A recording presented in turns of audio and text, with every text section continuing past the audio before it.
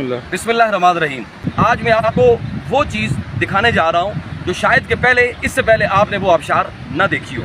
اب گرامی قدر یہ سب سے بڑی بات آپ کو یہ بتاؤں کہ یہاں پہ اس سے پہلے تو آپ نے چھب آبشار کا نام تو سنا ہے، جسکول آبشار کا نام تو آپ نے سنا ہے، نیلم ویلی آپ جاتے ہیں دھنی آبشار کا نام تو آپ نے سنا ہے، اس طرح بے شمار آبشاریں ایسی ہیں جن کا نام تو آپ نے سنا ہے۔ 150 فٹ ہائٹ بلندی سے برسنے والا یہ پانی،